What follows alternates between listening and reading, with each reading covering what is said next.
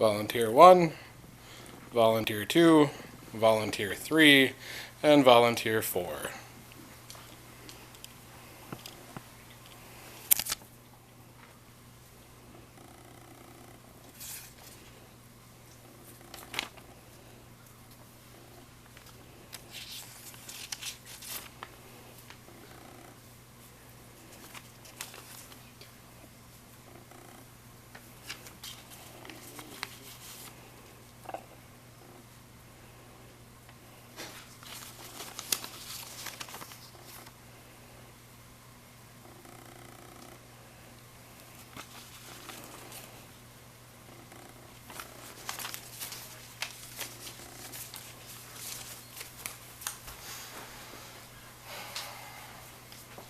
Hello, and thank you everyone for coming to this evening's informative speech about conservationism and how it is linked to environmentalism or the green movement. If we all could just take a moment right now, just want to take a moment and have you picture what you think of when you hear the word conservationist. Some people picture Bubba Joe the hunter, some people automatically jump to a conservation officer, also known as the DNR. There isn't usually a lot of picturing an environmentalist when you hear the word conservationist. When you hear the term environmentalist, what do you usually picture? Some people picture tie-dye, long hair, kumbaya, or the term tree hugger. But that's not exactly the same thing. And for the next few minutes, I'd just like to take a moment and explain the connections between the two and how they're both part of the same movement. According to Google, the definition of a conservationist is a person who is about the preservation and protection of the environment and wildlife. According to Google, the definition of an environmentalist is a person who is concerned about and advocates for the preservation of the environment. If we take just a moment right now and talk about one of the forefathers of the conservation movement, it would be our 26th president, Theodore Roosevelt. From 1901 to 1909, he was our president. From there, a group was started called the TRCP, also known as the Theodore Roosevelt Conservation Partnership. The mission statement of this conservative group is to guarantee all Americans the access to clean and safe hunting and fishing. If we move from there to talking about the North American conservation model, we see what's called focus on what's termed land capacity. This is a theory that land can only support so much wildlife at one time. During specific times of the year, what the land is able to support rises or drops. From there, there's several things that drain the capacity of wildlife from that land. There are old age, disease, and predators.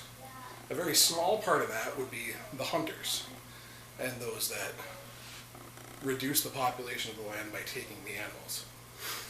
In North America, we set our hunting times, specifically in America, we designate specific times for hunting around the capacity of the land. What that means is in the fall, right before winter, the ability to support the land, the amount of animals on the land that were there all summer drops. Because of that, the bag limits that the DNR sets out, licenses that are sent out, are all decided by this theory of land capacity. Because of this model and how it works, the North American conservation movement has been able to take many endangered species off the endangered species list, such as the American alligator, beavers, and sage grouse, and several other animals that were on there for many years. One of the main animals that have been taken off an endangered list would be the wild turkey.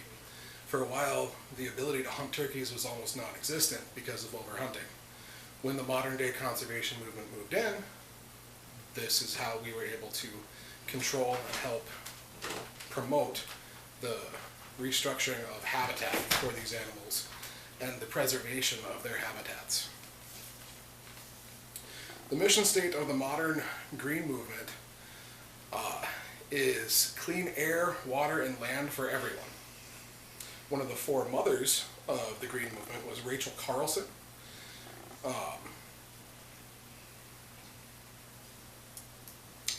She started many things back around the 1960s that started the ball rolling for what we have today as our modern green movement, or also known as the environmental movement. In the 1990s, we saw two main groups come forward. They were PETA and One Earth. Both of these movements have kind of moved forward with other sections and branches of the green movement that tend to look at conservationists and hunters in a light that isn't exactly the most flattering. Several of the many things that environmentalists and conservationists agree on would be ethical consumption of meat. Conservationists focus on, instead of mass corporate farming, focusing on taking meat from the land ethically by yourself. Several other things they focus on would have to be habitat recycling and the restoration of habitats that promote healthy air, healthy water, and a healthy environment for all animals and human beings alike. One of the main things environmentalists and conservationists today are working on together is the restoration and saving of honeybees.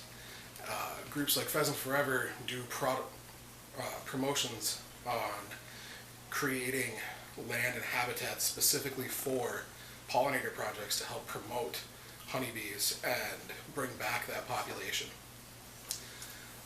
From today, I hope you can take a time and maybe rethink what you think of when you hear the term conservationist or environmentalist, and realize that these are just branches of the same movement that should work together and help promote clean air, water, and land for everyone.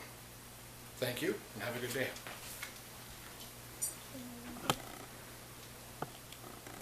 1, 2, 3, and 4.